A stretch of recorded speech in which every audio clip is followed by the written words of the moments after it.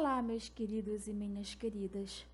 Sejam todos bem-vindos a mais uma aula de arte. E o tema da nossa aula de hoje nós vamos falar sobre a arte na sociedade. Vamos lá?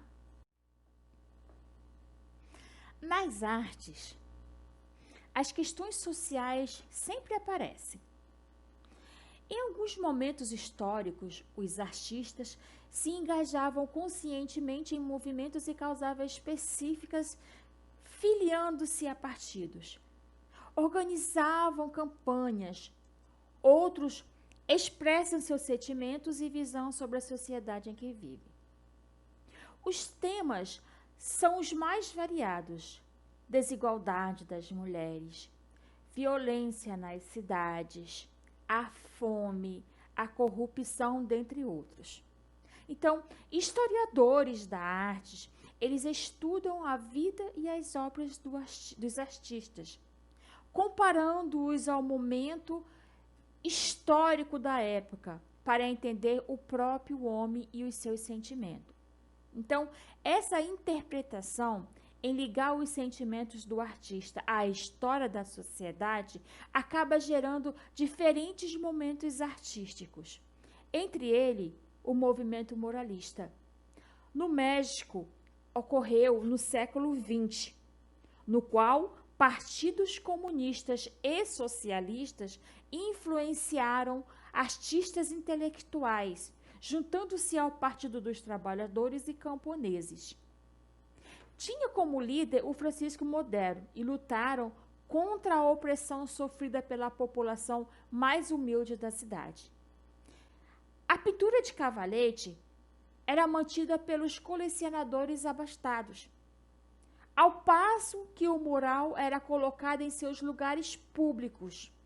E isso poderia conscientizar o povo de sua grandeza e de sua opressão, levando a denunciar as injustiças sociais. Pintores muralistas mexicanos, como José Clemente de Osório, nascido em 1873 e falecido em 1949, ele fazia caricaturas populares com o objetivo de incentivar o povo a se rebelar. Fez murais em edifícios públicos e escolas. Aí vocês têm exemplo de uma das obras que ele fez, A Trincheira. Ele fez em 1926. Já o Diego Rivera, nascido em 1886, falecido em 1957, o mais famoso muralista mexicano. Ele foi casado com Frida Kahlo, uma famosa pintora que entrou para o Partido Comunista, no qual eles também militavam. Seus murais são muitas vezes didáticos. Combinaram figuras estilizadas e realistas com muita criatividade. Ele conheceu Picasso e artistas modernos da Europa. Observe que nesse quadro que ele pintou, o Arsenal, nós temos a Frida ali, a Frida repartindo as armas, por conta do militarismo que eles participavam, o movimento comunista, tanto ele quanto a Frida fazia parte desse movimento.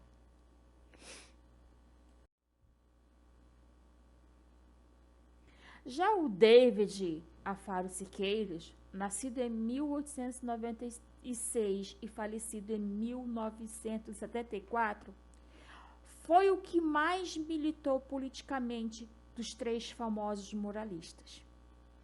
Aos 15 anos, ele juntou-se ao exército, o exército revolucionário, e o general vitorioso lhe custou os estudos na Europa.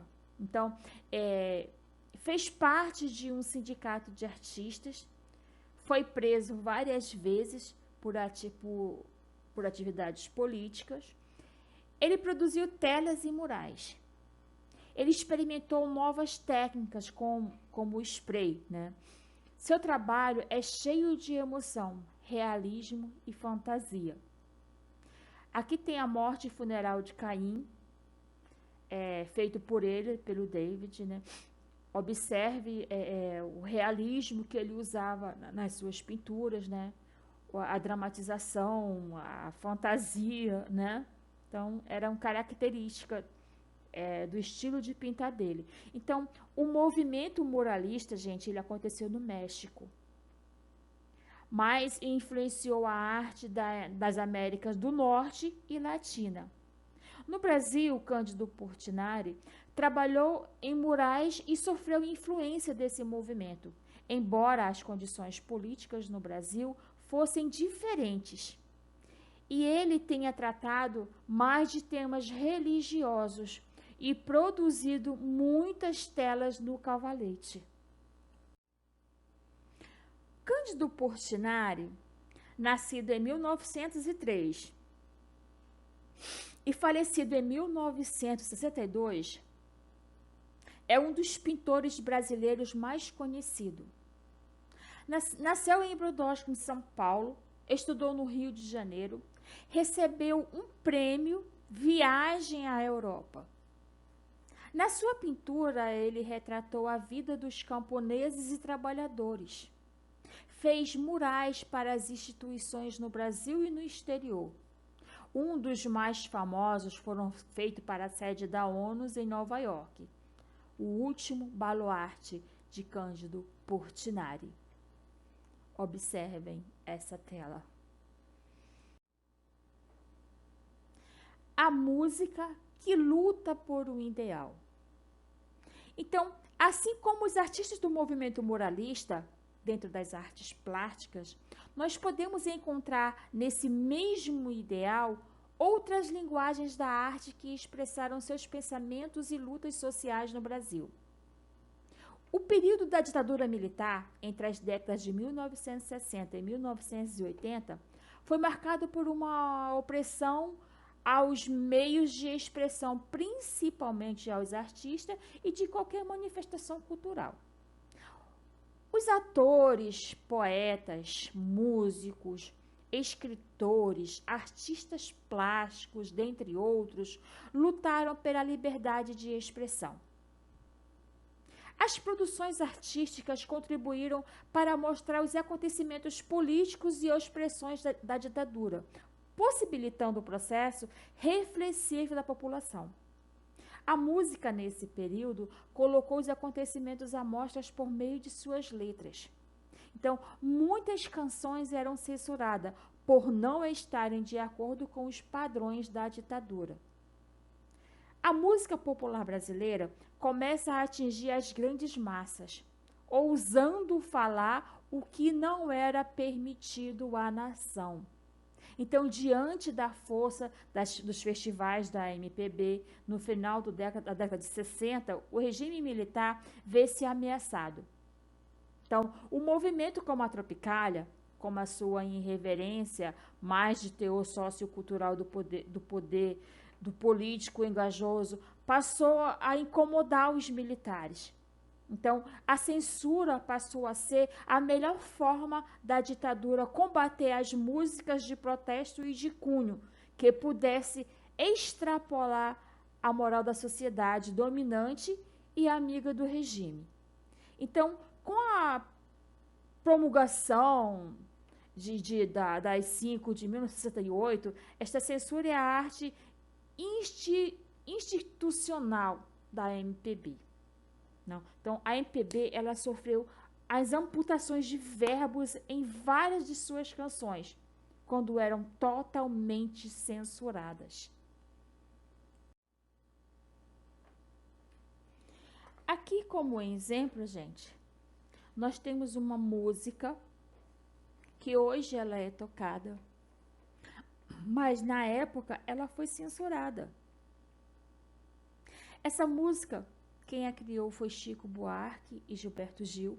O nome dela era Cálice. Então, por conta de um verso, a música foi vetada. Agora, por quê? Porque na letra falava: Pai, afasta de mim esse cálice. O que os militares entendiam? entendia que esse cálice era para eles se calarem. Era como se fosse um ultimato, mandando eles calarem. Eles não associaram que esse cálice que estava escrito na letra era um cálice de vinho. Para eles, era uma espécie que eles estivessem pedindo para eles se calarem, né? Por esse motivo, por esse simples motivo, esta música Cálice foi vetada, né? Eles interpretavam de uma outra maneira, né? Viam palavras que não existiam, né? E vetavam. Por isso que nesse período da Tropicália foi sofrida por conta da ditadura. Ok? Meus amores, a gente vai ficar por aqui, tá? Eu espero que vocês tenham conseguido absorver alguma coisa sobre os pintores muralistas mexicanos, né? O porquê desta revolução toda, né? Que atingia até o nosso Brasil. Mas, enfim, é história, né? Um beijo no coração de cada um de vocês e até a próxima.